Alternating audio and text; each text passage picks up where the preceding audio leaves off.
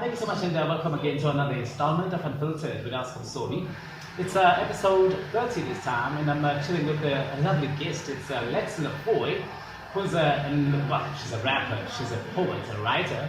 She's also made a couple of cameos on some of the TV shows that you like.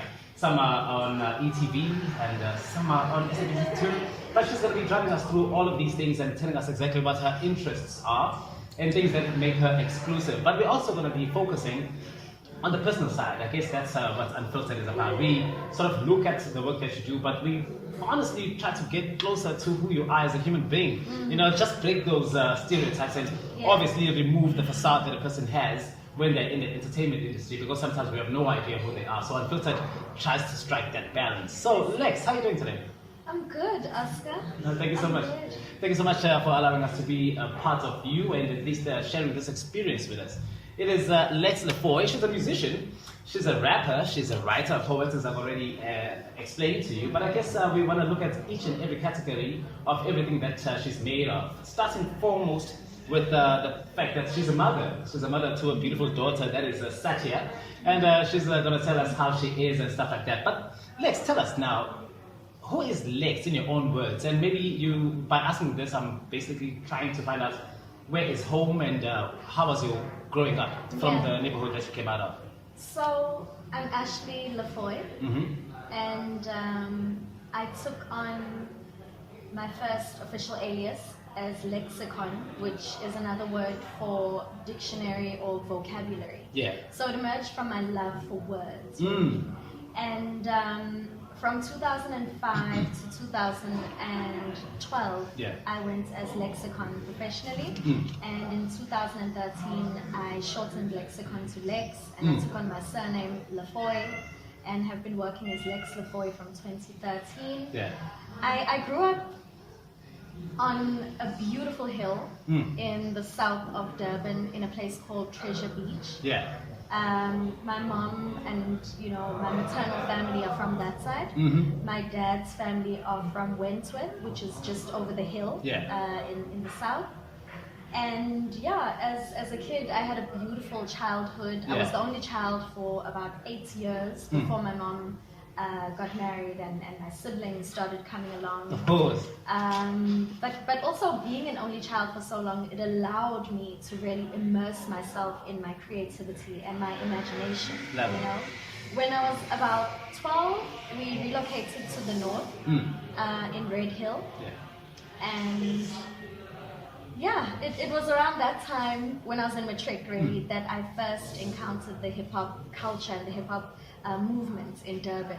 It must have also played a huge role, the fact that you are growing up in an area that has so many dynamic individuals and with so different, the kind of backgrounds that they also come from. Would you say that you had to pick up, especially being a rapper, street culture, you need those things. Do you think that the neighborhood that you grew up in had any kind of influence in the kind of person that you end up becoming?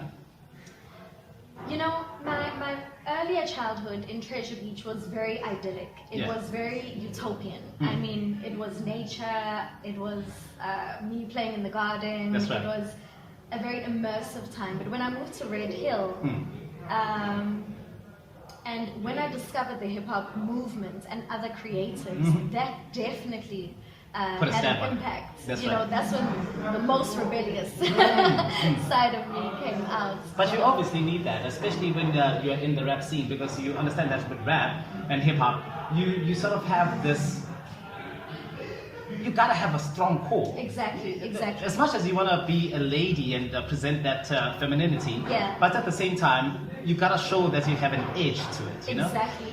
And the time in which I got into the scene, I was 17 years old. And so young.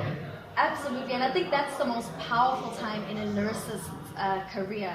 17 is a big age, and if you look at a lot of rappers, it's a time when there's a lot of frustration, there's a lot of hunger, there's a lot of curiosity, a lot of wanting, and it was also around the time, 17, 18, 19 that I had my first conscious awakening. That's correct. So entering into the university space, learning about different cultures, different paradigms, different ways of thinking. That's right. It definitely challenged everything that I had called a norm prior to then, So I went through this beautiful conscious process where I let go of everything that I considered a norm, and I wanted to rebuild my psyche and my belief system consciously now. I wanted to take on things that I truly resonated with, and hip-hop just happened to resonate with me. Be there at the right time. A lot. For you. Absolutely. I mean, and even before discovering the hip-hop scene in Durban, from a child, I was writing. From grade 10, I fell in love with, lyricists like Jay-Z, like Lauryn Hill, Lil Kim, Rad Digger, Goddessa here in South Africa. They played a major role in the kind of style that you'd also be able to exude in the artistry that you're also able to. Now, absolutely. Well, the reason I'm asking this is because for me, when I got my awakening, because I think I also went through that transition, it came quite late. I think I had been bamboozled with a whole lot of life's teachings and how people are going to probably pull you to understand it. This is how it's supposed to be. This is the right way. But when you are growing, you sort of come to a place where you shut your ears to the outside world and you find core and you try to listen to the inner music that you're actually creating, that your vibration is actually creating. For me, when I came to that understanding, it really changed everything for me, and I was able to start creating stuff because for the first time I was in tune with myself. Spirituality obviously plays a huge role, because I think even in the image that you sort of present when you're doing your art, when you're doing your performances, the energy that you bring, it definitely shows that there's an altered ego that comes up there. Who would you say this person, like in your album covers, your EP covers, this altered ego, this person that comes up, who is that? She is my higher self. That's correct. She is my inner goddess, my inner queen, my inner royalty. Because we as Black South Africans or Black Africans, we've been so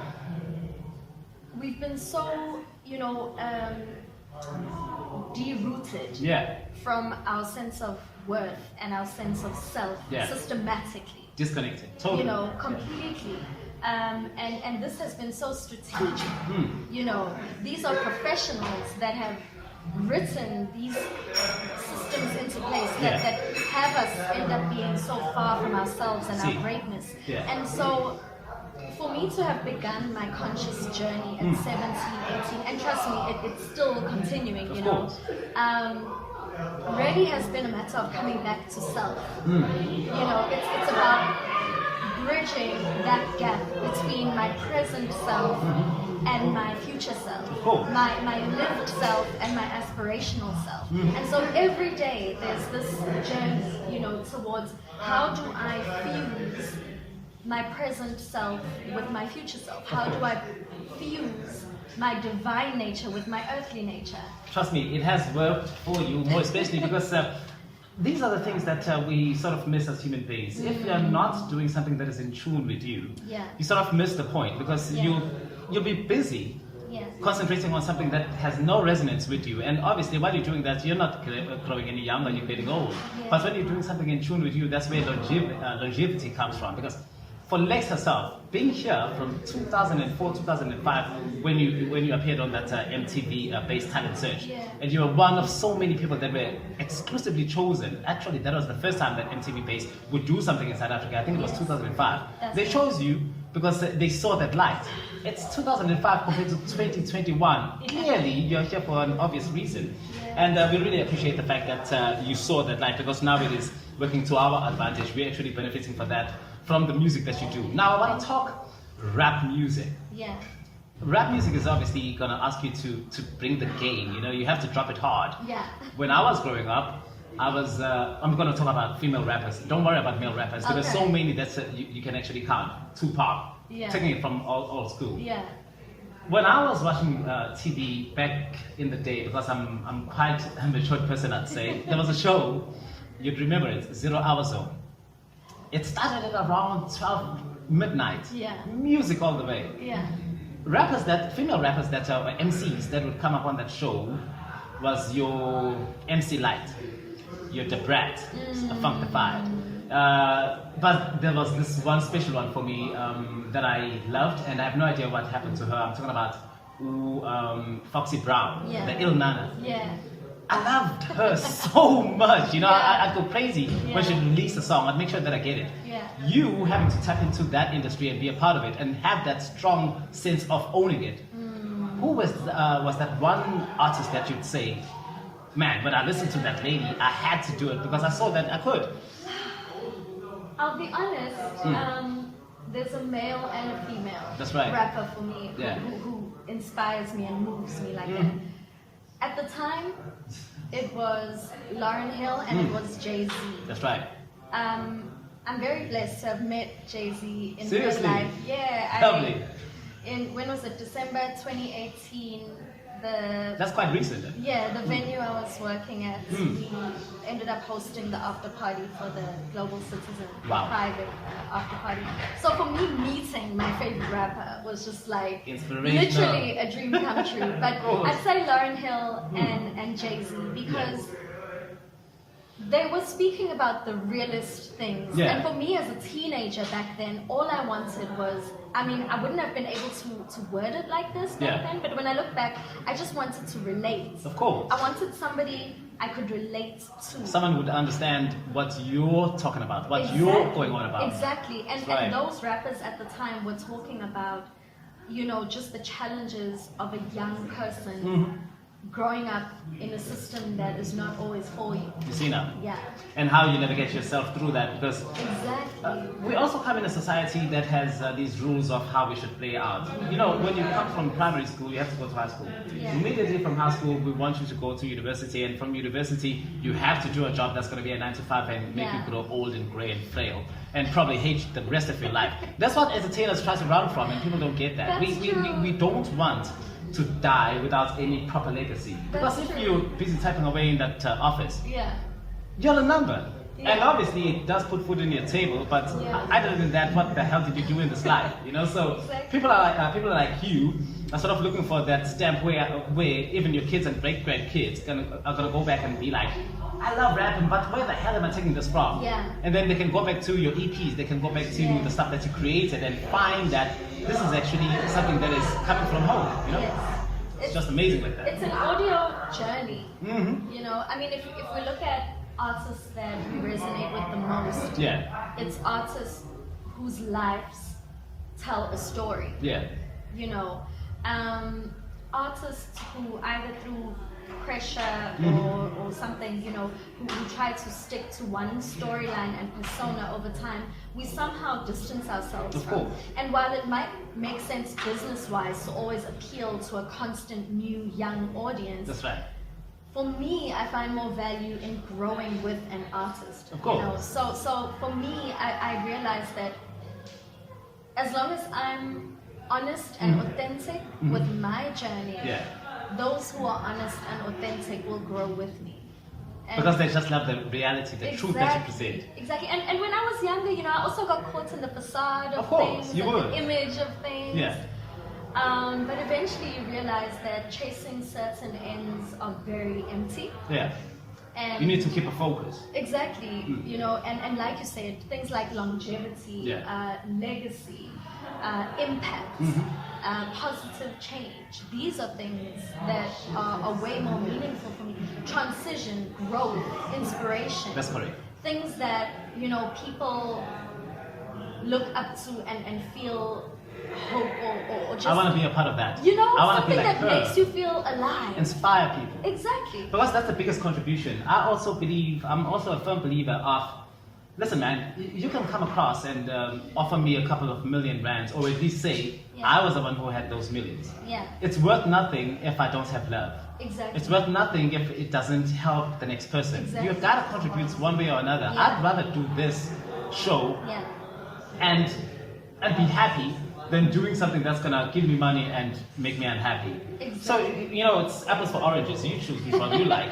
Bruh, I think because there's so much that you've done, this podcast will never be able to encompass it all, but we're gonna steadily flow with it. Okay. So in 2013, there you are in that Red Bull camp. Yes. One of 30. Yes. And they said, this is the special one, we really want her to come through. Yeah. Tell us about that experience. Actually, that's really aligned. I was one of 30, and today's also your 30th episode. There we so go. the Hey! numbers are communicating. I didn't even see that. I like that. Thank you. Yeah. So I was super blessed to have been one of 30 artists. I mean, other people that were also invited are people like your Casper Nyovest, Moonchild, Shane Cooper, who else? Just like the cream of the cream. That's exactly what I want to mention right now. Like the names that you're mentioning, that you are rubbing shoulders with, those are the people that we know in the rap industry as having made it. Yeah. So that experience must have been incredible. It was amazing. I mean, at the time, a lot of these people, a lot of us were just bubbling over. Yeah. You know, and to have been selected by Richard III, shout out Richard III, who at the time was running the Red Bull music camp, the music academy in Bay State Town. Yeah. And I had just released the original version of From the Head, which is a single that I did with the Nut Scratchers here in Durban. That's Where's My Meds, Rowan, and Sosha. Wow. And Rowan goes by the Grand Duke now. So yeah, man, the four of us. Wait a second. You're talking about the Grand Duke. Rocket. Yeah. He owes me a podcast. He knows that. He owes me a podcast. Listen, we've been chasing each other. He knows it, and you're gonna speak to him. He owes me a podcast. He was supposed to do episode number 5. Yeah. That he was actually one of the artists that came through just when the podcast started running, and because I was friends, or at least I am friends with Nasipi of Sludge. Okay. He referred me to him, and it's like, there's a guy, and I know that you're gonna love him because he's into element like you. He's just a nature guy. You should see his face. He's all scrappy. I love him, man. And I said, I'm gonna search him up. I look him up. Instagram. That's where we make connections these days. That's how we made a connection. Yeah. So when I spoke to him, he's like, man, I want to jump in. I'm so interested. Last week we were actually talking with him. He was like, man, you still owe me. No, you owe me an episode, bro. So it's But you've been working with these guys, Yeah. So that was we'd made From the Head, and so produced and co-written. The chorus was done by the Nut Scratchers. The 3 guys, you know, Rowan, Wesley, and Sosha. Yeah. So that song had just come out. It was my first official single. And somehow Red Bull got hold of it, and they just loved the authentic sound that was coming out of Durban. There we go. And it opened so many doors for me. It's that vibration thing I was telling you about. When you do the right thing, the universe sort of listens and is like, yeah, we're gonna cheer you on. You see, you're on it. And when everyone else, the naysayers more especially, when they come across and be like, what the hell are you doing? You know, just wait for her. She's gonna burn out. She thinks she's clever, whatnot. The universe doesn't care about that. It chants you on and says keep going. So that song we'd released, and it actually opened the door for me to be invited to the Red Bull Base Camp, which was fantastic. It was such a magical experience. I mean, we were a group of artists that were together for a week. Right? We'd come in the morning, we'd leave in the evenings. Every day we'd have a recording session for a couple of hours. So there were like 4 or 5 different studios, and we'd have playtime in the studio, you know. And then after that, you know, we'd have lunch, and then we'd have these mentor sessions where people like just your greats, Abo, Brahu, bless his soul. You're not serious. Brahu, who else in the house industry? It was Christos. Those are like the godfathers of the industry, right there. If I remember correctly, I'm sure Black Coffee was also there. So we had these mentorship afternoons every day where us as the younger ones would hear the older ones, you know, speaking, dropping knowledge, you know, just experience and wisdom. And obviously there's not a single experience that is wasted. Even when you listen to those sessions, it sort of builds something inside you. It keeps going, man. And then there was that big one that would see you playing in the scenes, in the international scenes. I'm talking about Switzerland, I'm talking about Australia and Germany. That's when you did that collab with DJ Do. Yes, Do Up. Yeah. So really inspired when I saw that one, and I really want to find out about it. Tell me about that one. Thank you. So in 2014, I was invited to be part of the Purple Velvet all-female hip-hop tour. That's right. And I asked DJ Duap, who was my DJ at the time. We're still very, very good friends. She's an amazing creative. I asked her if she'd please go with me, as my performance DJ. Yeah. And Wagwan, I'm DJ Doo-Wop, and I'm Lex LaFoy, and we're coming to you direct from Johannesburg, South Africa. Away, and we'll be seeing you at the Purple Velvet Tour in Europe. Turn up, one love. We performed 15 shows in 5 weeks. Get out of here. It was the best. Obviously, the excitement, the pressure. I've never been so fit in my life. Yeah, and obviously you were waiting for such an opportunity where you prove that I'm capable of anything. Yeah, I can drop it if you want me to. Yes. The experience must have been great, though. It was lovely. We were based in Germany, in Berlin, and we traveled across Germany, Switzerland, and Austria. And it was a really dope experience for me. Must have been. To also hear unbiased response to my music. Because sometimes familiarity at home, people are gonna say, you're still doing it, we got it. Yeah. Meanwhile, you're messing up and and they're going to be nice. So just to have that brand new response to my music was so inspiring. I was like, these are people that have never heard of me in my life. And by the time, ladies and gentlemen, on this day in South African history, my homegirl right here, Lex LaFoy, was born. Today is Lex LaFoy's birthday, y'all. And we love her 100 plus 100. And we're so grateful to spend this birthday with her. Can we collectively sing happy birthday in English? All right, here we go. One birthday to you. Happy birthday to you. Happy birthday, man. Lex LaFoy, badass motherfucker. What you doing on the stage? Just running that shit like you ain't nobody's business. Happy birthday to you. What's the run? Somebody give her a shot of something beautiful and delicious in Vienna. Happy birthday, darling. We love you. And it's an honor to spend your birthday with you. Happy birthday. Do it, baby.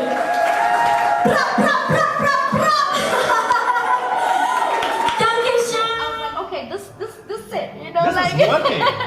Bro, it must have been coming at the time where you would also be waiting for it because, when you do work, you want someone who's going to come back and say, we are noticing the amount that you're putting in and it is absolutely worth it. Keep going.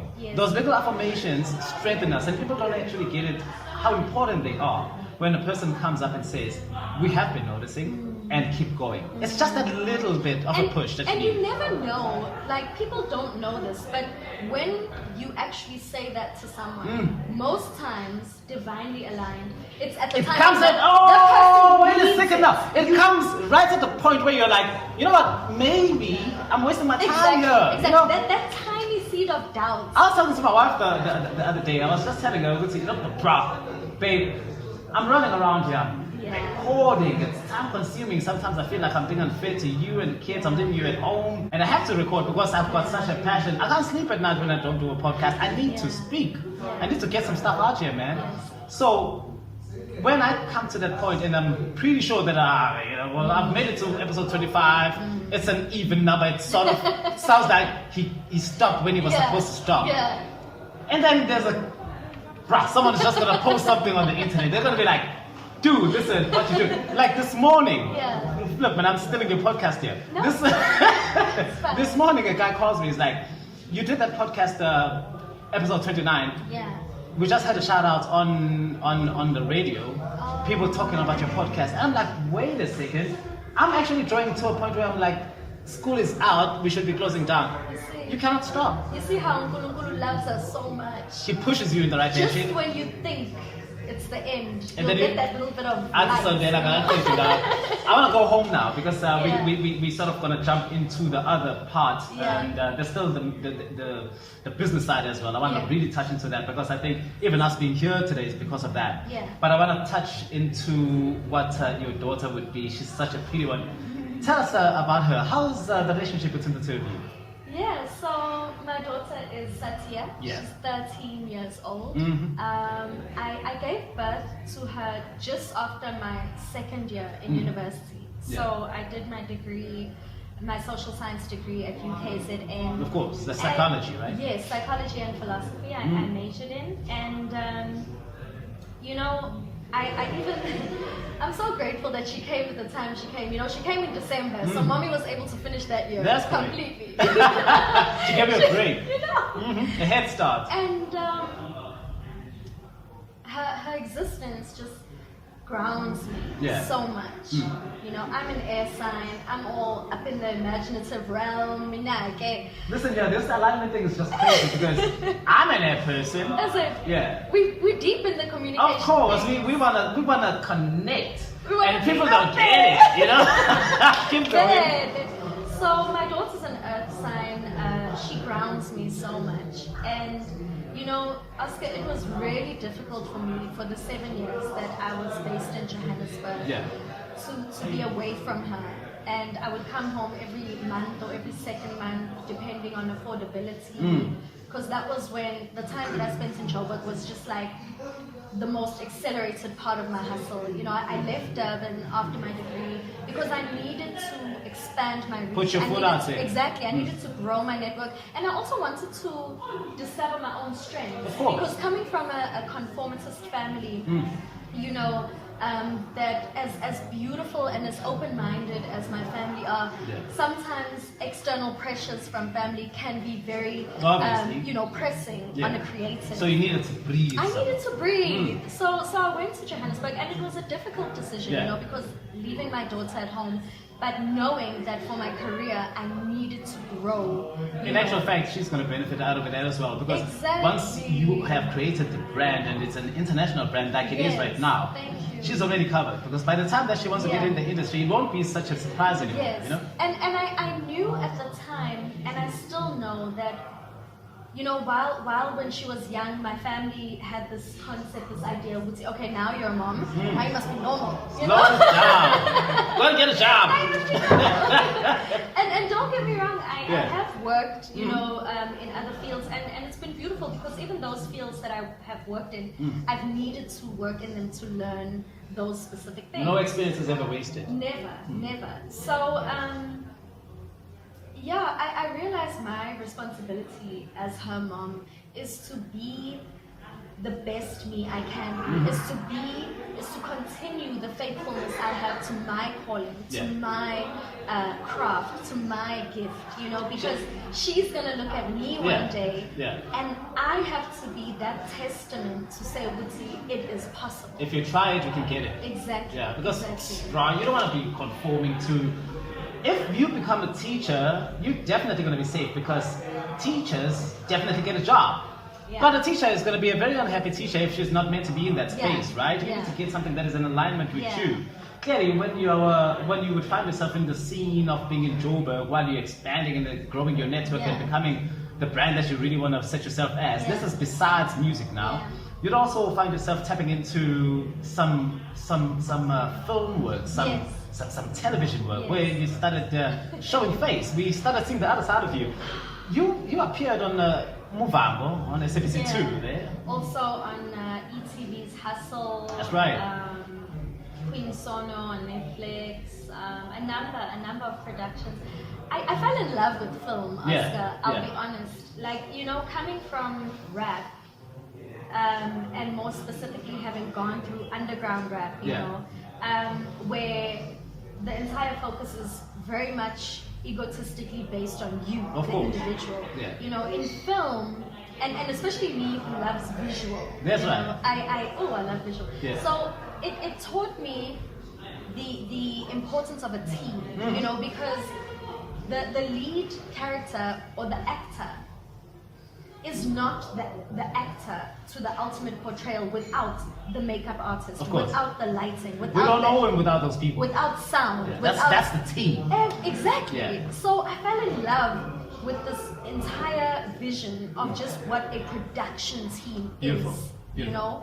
And my entire approach towards my music has shifted now, where even now, as I'm planning for my next music video, you know, God is so great. There's now from one person or two people helping with wardrobe in planning for my next music video. There's now a wardrobe department. There's like kind of like about 5 or 6 that you deal with specifically when you have anything just to do. in wardrobe. You see that? You know, so I'm very grateful for just my experience in film, for understanding that everybody has their place. Of course. And their own speciality and their own strengths. And when we come together with that strength, that's what gives you the movie. You see that? That's what gives you the final production. And isn't it lovely when it all comes together, when you see the end product? Because I think while we're in the process of creating, sometimes you get lost in the business and you have no idea what's going to happen. But to sit down and see that, oh, jeepers, I remember that day when we shot the scene. It was so stressful, but look at how beautiful it came out. So every single experience is definitely worth it, and it obviously pays. Now, you sort of work with a whole lot of people that are obviously big in the scene, some directors that are award-winning as well. In The Hustle, that's the ETV drama that you also featured on. You did a cameo there. That was directed by Jamil, isn't it? Yes, award-winning Jamil Ubega. That's right. Tell us about that. Yes, wow. So that was a very transitional, amazing moment for me because I came on as an extra. Right. Now, for those in the film industry, you'll know that an extra is a background actor, you know? And I worked with a lovely lady by the name of Usana when I was in Johannesburg, and she was my agent. And I came on as an extra. And I remember the one scene, because Hustle is a drama that is led by the lead actresses Brenda Toli. And the entire series is about the music industry. So in one of the scenes, we were at the theater in Johannesburg in Norwood, and the director, you know, he looked at all the extras, he had us lined up, and he said, okay, who can dance? That's you raising your hand right there. They're like, you're waiting for it. You know. Bring it on. So they're like, okay, who's not shy to say Panelli? You know, I just ticked all the boxes. I'm like, me. And you know, he took notes of my character. He took notes of my fluidity on stage and on camera. And all of a sudden, the most miraculous thing happened. They ended up writing me into the script. Now you got your own role now. From being the one that's running the errands there. I know. So that's the alignment thing again. Thank you. That just showed me, you know, that although you came on although you can come on as a small role. On the external, you know, somebody outside of you can say, okay, no, they're just an extra, or they're just a help hand, or they're just something. That aspiration and that belief in self can supersede all those. Positions you. Exactly. That's why you have security guards that end up being managers of big corporates, because they come in, they keep that humble nature. That's why it starts. Because if he came in and started owning his head, I'm the supervisor of security guards, no one's going to tell me nothing here. It's sort of the people that could have seen good in you shun away from you because you've got a big head, clearly. We don't want to deal with you. You want to be a person who's fluid enough, who's open enough, and who's going to allow people to see the goodness out of you, even in your humble state.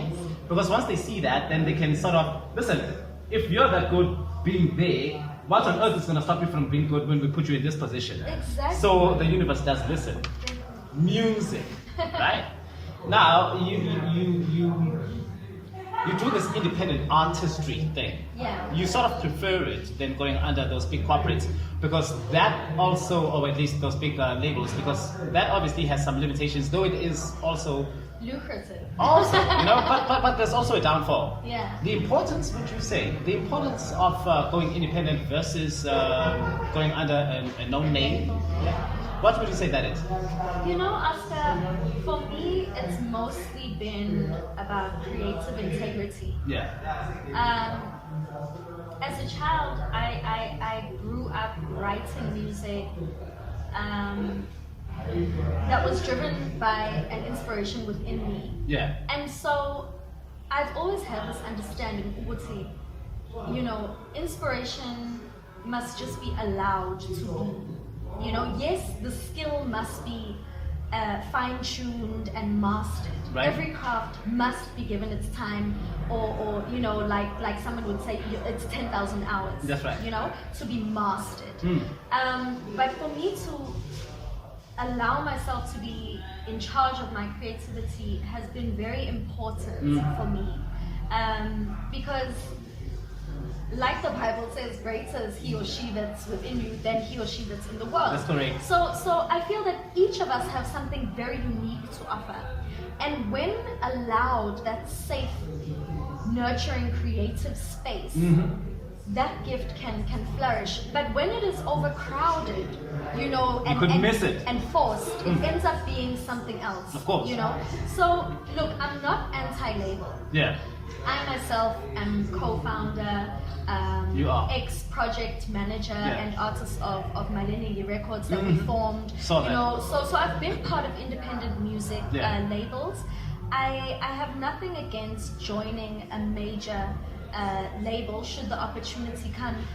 However, there should remain a certain amount of creative input and creative direction, as well what you as, want it is. exactly. Yeah. I want a say at the table, so I trust that You have something to bargain with, man. exactly, Yeah. exactly, and growing up as a young woman, you know, coming from 17, 18 years old in the industry, I've seen how being pressurized and allowing others to influence you can really just end up, you know, getting you on the wrong path. Of course. You know? And you don't even see how, you wouldn't even know how you got yourself in there, but you're already in it. Exactly. Bro. Until you end up feeling empty and you're like, yo, I'm how quitting. did I get here? Yeah, I'm quitting. Well, yeah. 2017 would be your debut album, Yes, Honey Base. Honey Base. Yeah. Wow, that really went big.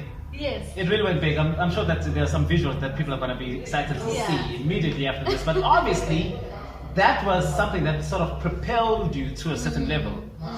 How was the experience, and who are the people involved in that project? Because now we're really looking at the music that that is Lex LaFoy. Yes. So Honey Base, the term, the title itself came from a single I did that was produced by Saint Basarati. That's right. Who's a Malawian producer. He actually produced the beat for Ewe Yeah. of Ifani. Yeah. And you know, somehow he and I got in contact via Ifani, and he sent me that beat, and my creative process is such that I hear melodies and I hear words on the beat, and that's what I heard. I heard the words. It wasn't that hard for Honey you. Base. Yeah. You know, so I'm like, okay, what's this Honey Base? That's the title. and I was pretty much led by the idea that this is its own sound, and the visual of the honey, and the visual. Honey is sweet, man. It's sweet, and it's good for you. And it's good, it's healthy. It's so good for you. Yeah, man. So the visual and the project was like a 4-5 year project in the making. Yeah. And the project featured Ifani. The Nut Scratchers are also on there. Sketchy Bongo Bro. is on there. You really touched. I mean, talking about an all-round artist here. There's nothing that you should definitely be shy about. There's absolutely nothing you should be shy about. You've worked with the greats in the industry. You've been there, and you're still here. Actually, some of the greats that I'm talking about have actually popped up after you. That's true. Yeah. So I mean, really, who's the greatest? Check that out. You know, obviously that EP would release a whole lot of reviews. I mean, it would receive a whole lot of accolades as well. I mean, people that spoke about it, that affirmed it actually was like Tex, Cosmopolitan, and you were there on that Slico as well. Yes. Yeah. Okay, Africa. Hearts on the Street. Afro-punk. That's right. There were a number of and also as an independent artist, I do my own PR. So. How hard is that? Must be hard. Well, thankfully, like Erica Badu, I have a strength for admin. Like it happens to be alchemy. It happens to be a little obsession of mine. People don't know that we can trade gold, bro. Exactly. Yeah. So I'm a little bit OCD with it. I'm crazy too about it. I love admin, and I love perfection and neatness and organization. So my whole thing is, look, okay, I've never had a manager. I've had people assist in managing me, but I've never had a manager. And my whole thing is, until I can find someone who does better than me, because I'm such a perfectionist. You know what you want and you know what the execution must be. Look, exactly. And yes, it's difficult. Yeah. Time consuming. But it is time consuming, extremely. But I enjoy it. Until there's somebody who can have that job, Fit the bill. I'll keep doing it. Yeah. Listen, don't stop, especially when you can sort of be self-centered like that and do things your own way and have the. I think the greatest artists have also been like that. You look at people like the creatives, not just artists, but creatives at the end. Guys like your Shakespeare, they don't want to borrow from anyone. Yes. They feel like the moment they borrow from someone else, they taint what they've created. They want purity. That's you. That's me. Unfiltered has. I don't want to go. But really, you know, Unfiltered, I've tried to. I guess it sort of shows because there's less perfection, but from where I'd say it came from, and being able to chisel it down and make it look like what it kind of looks like today, is simply because I want to do it myself. I want to do the poster myself. I'm not going to get a guy to do my poster because they can obviously do it, but what if there's something that I don't like and I already have to pay him? So let me do this. You know, get the apps, get everything that you need. Be self-centered and self-dead sometimes. You need that. Now, you obviously would also come through. This is just as we draw closer to the end because there's obviously way too much for me to cover here, man. I want to look at though what you would also end up creating because we're obviously going to come back to the music. There's this beautiful song that you've just released. We're going to talk about that.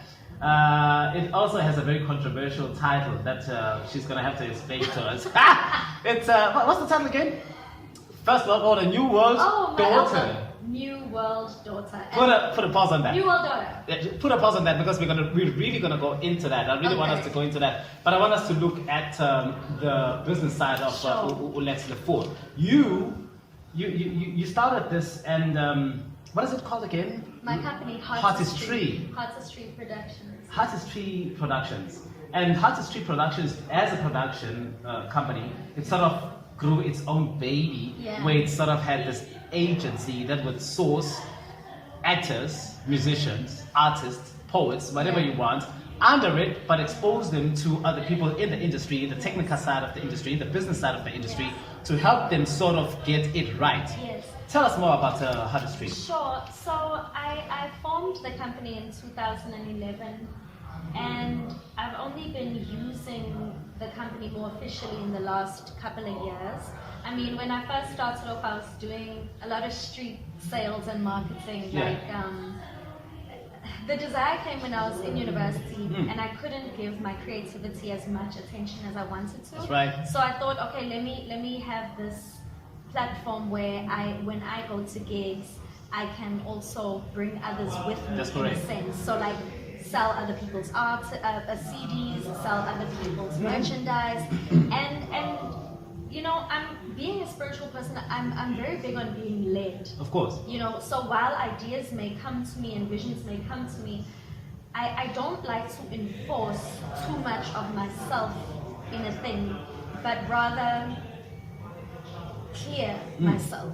You know, clear myself so that me as the channel can hear the guidance or see the vision that needs to come. And that's you want to have that panoramic view where you're like, I'm not a part of this, but I'm just looking as a third person. Now let's see. Exactly, because sometimes we stand in our own ways. Of course, of course. So for me, Artistry has really been, it's a process of me observing and seeing what the greatest needs are of young artists, you know, because when I got into the scene, Oscar, there was not the established industry in South Africa that we now see there is, you know, the structure, the industry, the players.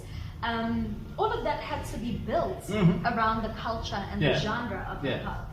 And so for me, when I work through my company Artistry, essentially I'm looking to meet the needs of other young creatives. Because I want to be that person that I needed at that time. So you're creating a better opportunity for someone that might be in your position where they could have missed it just because there was no one there to show them the way. Exactly. You want to show kids the way. Exactly. Bro. So that's, and why it's Artistry. It's a play on the word artistry, but also remembering that that all of this must be heart-driven. Everything is born out of it. It must be people, ubuntu-driven. It must be passion-driven for it to be meaningful. That's right. You know, we're not talking about papers only here. We're talking about something that is aligned with the soul. Exactly. And once that inner sense of value is established, that's when the money comes. Of course. You know. That's why people miss it. Actually, you know, the moment you want to get into an industry or do anything that is going to benefit you at the end, and you start off with this, how much can I possibly make out of this? Yeah. You could lose it because you could have been sitting on something good, but because you started chasing money, you lost focus. Exactly. So Artistry, functionally, done so much. Events. It's a creative agency, so I link other artists and creatives to work opportunities. Yeah. That's when, sorry to cut you there. It's okay. That's when you did that provision for Queen Sono. Yes. It was through Artistry. Yes, I was asked to bring in, and MTV MTV Sugar Down South Season 2. Directed, one of the directors, yes, Tishiwa, I mean. Bless her soul. What a director. I'm very grateful for that. Award-winning too. Yes. Of course. So, I was asked to bring on other people because of my network with young people. Yeah. I also do some work with Legends Barber. I help them in their store activations in Durban. Yeah. So ultimately, I'm very grateful that you know, when people are beginning to look at Durban independent creatives, they're starting to look at Lex LaFoy and Artistry and what I can offer. You've done it. That's what it's still growing, you know, but ultimately you've done that's what I want. That's what I'm working on. Is building the creative agency. One-stop shop. If you need anything, call that lady. Yes, she's gonna cover you. Exactly that, because I know that a lot of young creatives have the skills creatively, but don't have the business or admin acumen to ensure their business and paperwork is on point. So that's where Artistry comes in. It's like, okay, we'll handle the admin side for you. You just go Tell us and what do you your need. thing.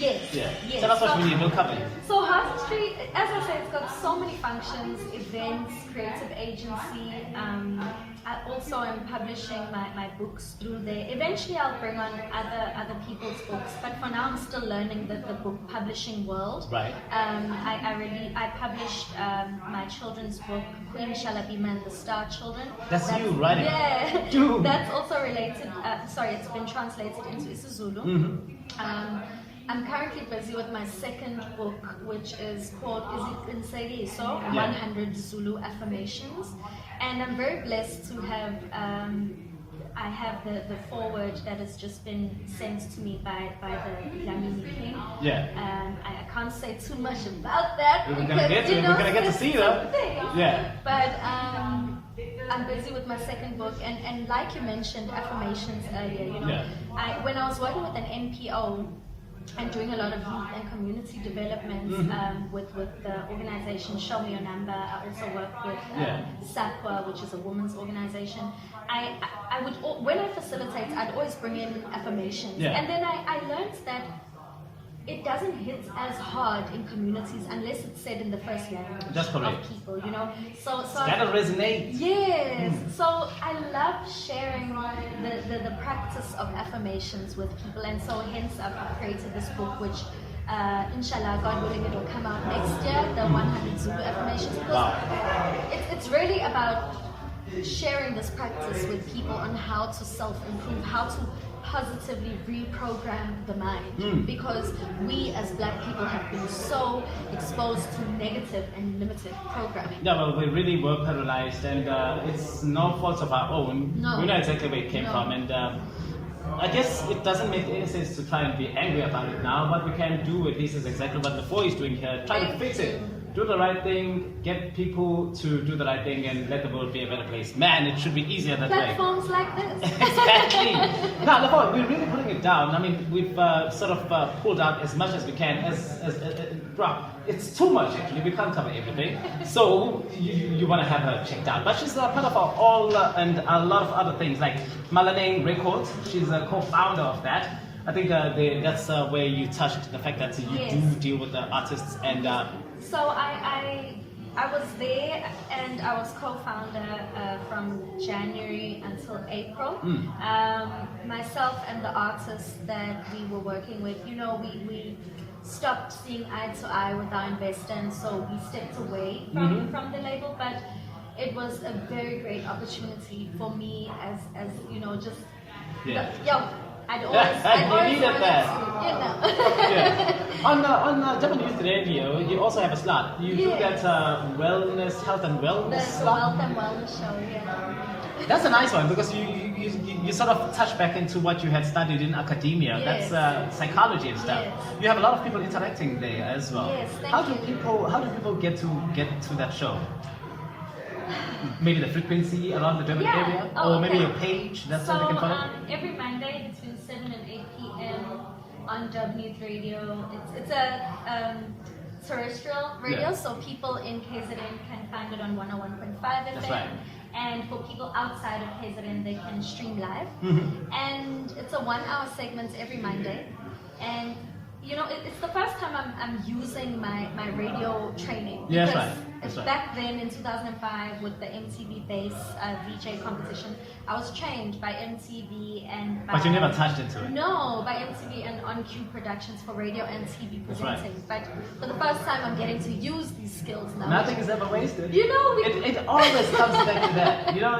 You might meet a cat down the road and it might scare the living hell out of you. You could try and run away, not understanding that the fact that the reason you saw that cat is because maybe you were supposed to run away.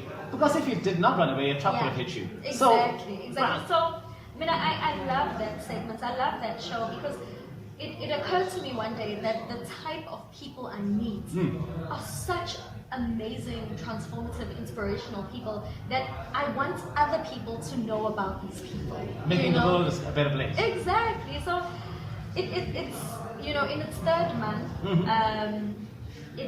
I've tapped into my immediate network at first, but now the thing is grown and institutions like the Ma'at Institute at UKZN are actually talking to me about speaking more, doing features there as well. Continuously. Do people know what Ma'at is? I must do that. Talking a little bit about comedic spirituality, that's the balance.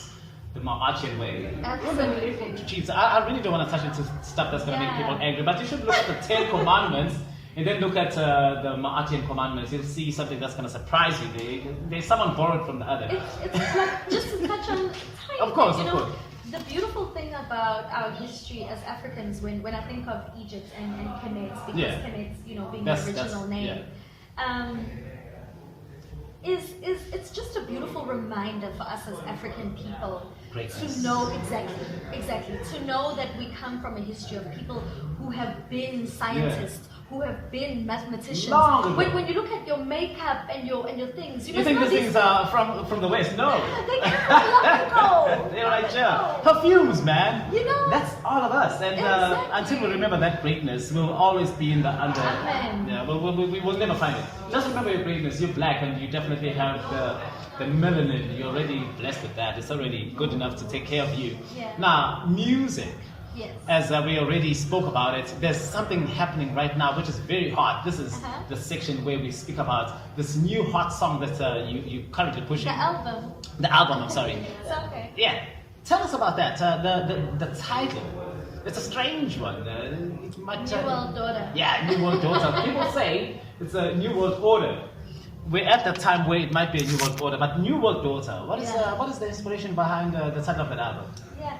So I released New World Order on the 1st of September. It's a full 11-track album that people can find online.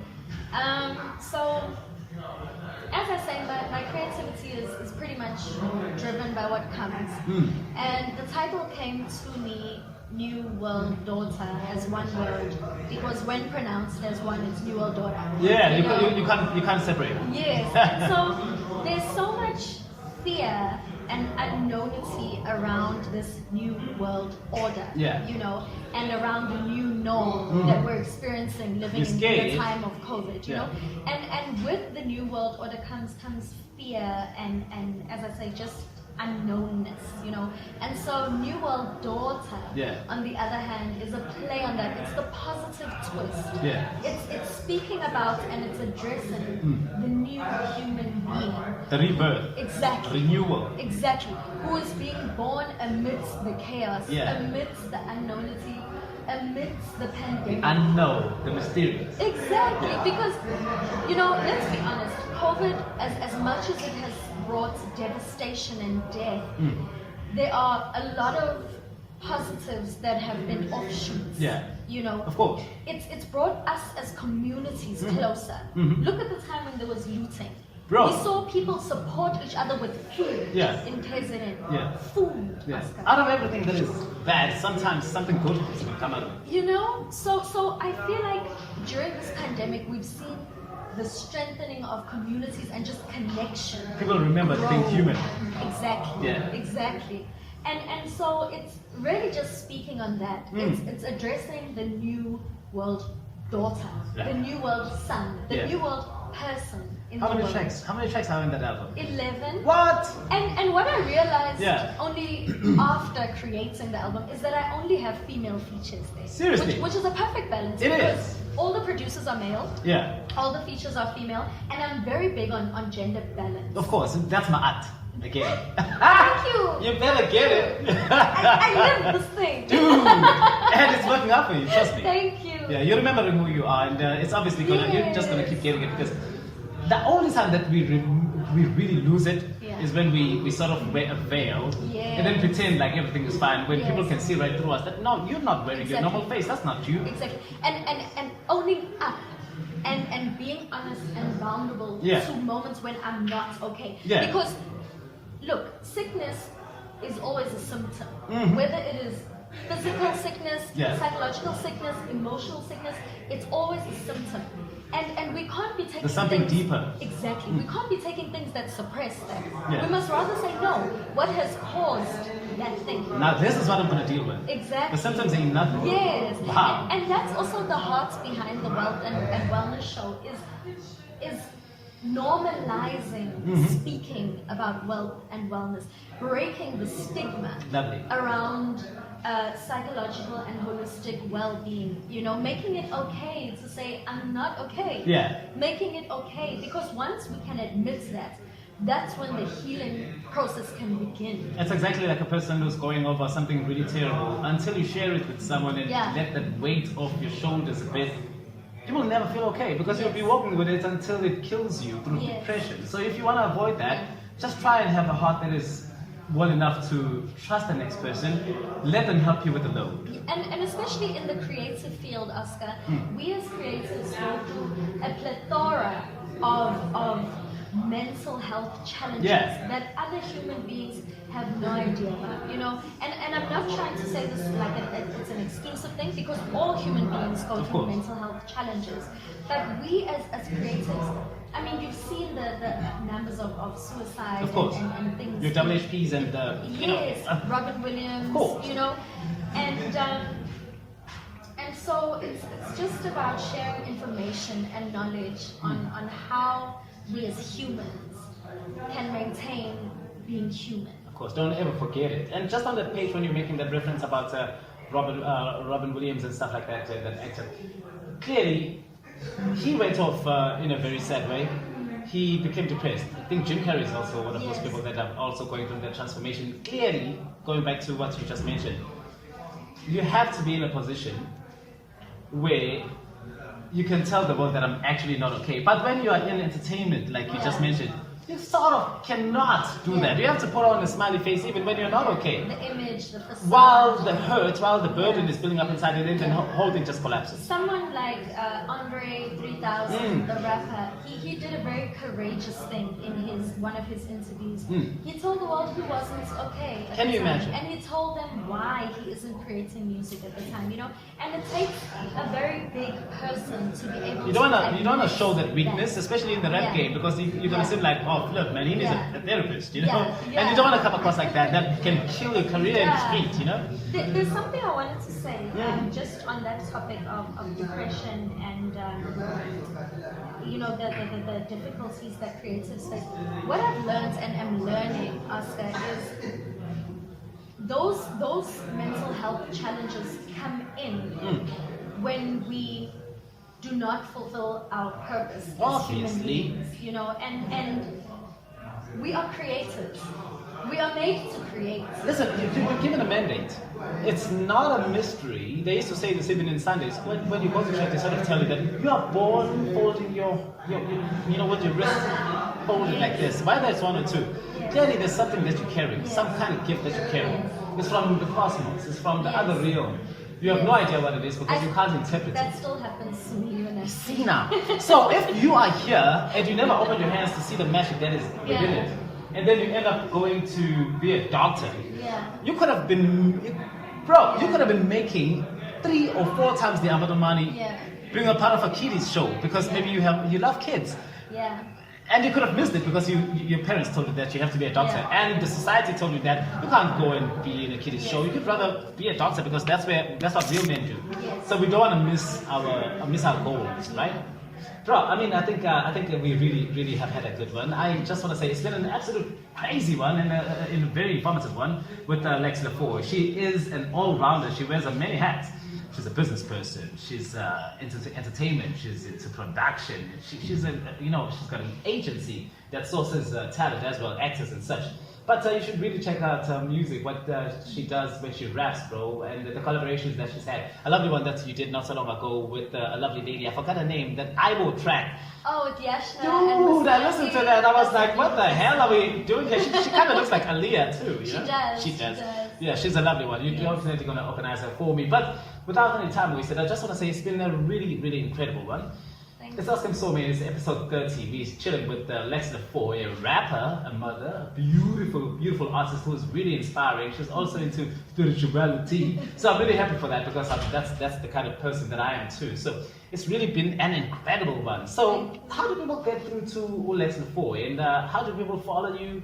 How do people get in connection with you? Yeah, so you can find me on social media as Lex, Lex _LaFoy, that's my surname, LAFOY. On anywhere on social media, anywhere on your music platforms, and look out for New World Order. It features Buselaki, the Maskandi Braids. It features Miss Andy, features Larice, also features Analyzer, who is a profound performer. And yeah, man, just get yourself that good music. Get yourself that good music. It is Msomi and it's Lex LaFoy on episode 30, and we've really had a good one. We really think that you're probably going to enjoy this episode, and we're actually hoping that you do. This episode 30 has already concluded, and if you have any questions, anything that you'd like to say is here on the comment section. That's where you can throw it, and LaFoy herself will be able to respond to those questions. And if you're really interested in this podcast that's Unfiltered with Msomi, hit that subscribe button, and obviously you'll get those notifications. That's going to be telling you exactly what we're going to be doing next and who we're going to be having next. Thank you so much for being a part of the experience, and Lex LaFoy, thanks again for being a part of the experience. Eh? Thank you. Super. Signing out. Yay!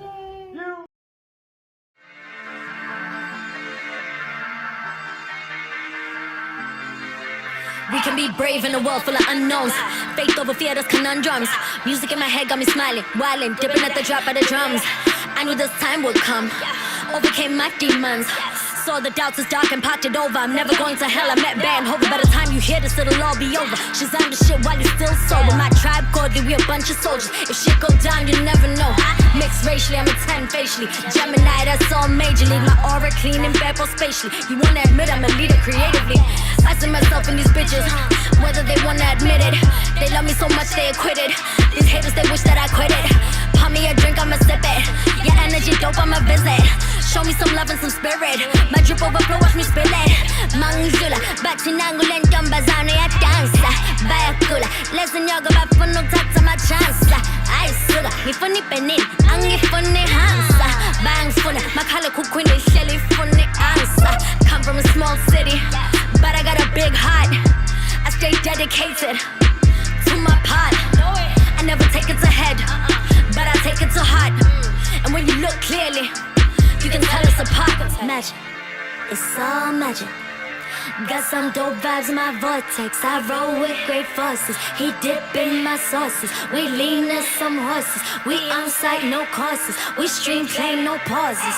Magic, it's all magic. Got some dope vibes in my vortex. I roll with great forces. He dip in my sauces. We lean as some horses. We on site, no courses. We stream play, no pauses. I'm from the south where the weather's humid. If your gun just dank, then I'm consume it. Stop there, rise and watch me prove it. Fuck feminism, I'm for humans. God gave me vision, I'm pursue it. Rap is a gift, so I'ma use it. Grace and finesse just for the boosting. This is the freedom I be choosing. No ghost ride, just the Holy Ghost. I rep my city, I rep the coast. I do best, I do the most. Let's shampoo just for the toast. He kissed my, I kiss his toes. I survived the cold, you can call me Rose. Thrive at a posture when I pose. I'm well made like an artichoke. I'm Leia. Come here, I'm bear. Bring it past me now, be not where. Go to comic store, so we shake up. Don't talk unemployment. I just apply of avoidance. I will never give up. In an abundance of choices. Indigo align with me. I wanna hear your voices. Durban got all the juice. We serve it with some oysters. Magic, it's all magic. Got some dope vibes in my vortex. I roll with great forces. He dip in my sauces. We lean as some horses. We on site, no courses. We stream play, no pauses.